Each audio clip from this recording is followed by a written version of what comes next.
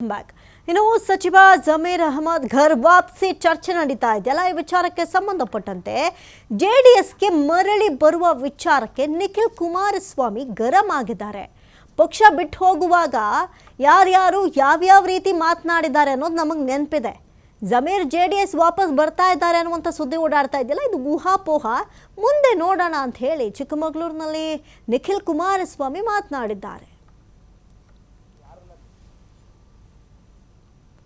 ಯಾರು ಬಂದರು ಅಂದರೆ ಅವ್ರು ಯಾವ ರೀತಿ ಬಿಟ್ಟು ಹೋದ್ರು, ಪಕ್ಷನ ಯಾವ ಸನ್ನಿವೇಶದಲ್ಲಿ ಬಿಟ್ಟರು, ಯಾವ ಕಾರಣಕ್ಕೋಸ್ಕರ ಬಿಟ್ಟರು, ಅವ್ರು ಬಿಟ್ಟು ಹೋಗಬೇಕಾದ್ರೆ ಯಾವ್ಯಾವ ರೀತಿ ಸಾರ್ವಜನಿಕ ವಲಯದಲ್ಲಿ ನಿಂತ್ಕೊಂಡು ನಾನಾ ರೀತಿ ಚರ್ಚೆ ಮಾಡಿದ್ದಾರೆ, ಎಲ್ಲವೂ ಕೂಡ ಪರಿಗಣಿಸಿ ಅಲ್ಲಿಂದ ಪಕ್ಷದ ವರಿಷ್ಠರು ಯಾರಿಗೆ ಕರ್ಕೋಬೇಕು ಅಥವಾ ಯಾರನ್ನ ದೂರ ಇಡಬೇಕು ಅಂತಕ್ಕಂಥದ್ದು ಅವತ್ತು ನಿರ್ಧಾರ ಆಗ್ತದೆ.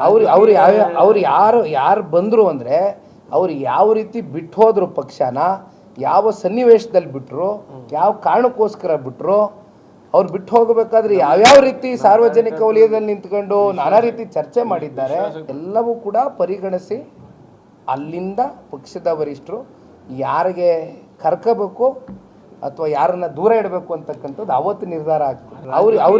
ಅವ್ರು ಯಾರು